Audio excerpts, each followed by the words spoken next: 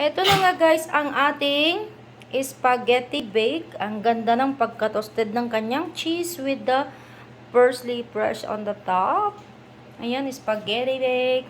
And also, here's our turkey guys. So yummy turkey. Ayan.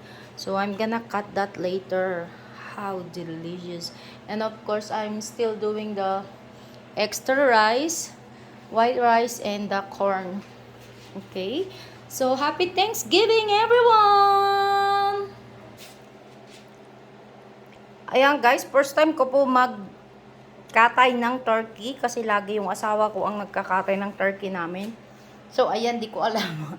Ang lalaki ng hiwa. Okay, malalaki man din kasi ang buto ng turkey, guys. Pero ang sarap, guys. Ang lasa. Grabe.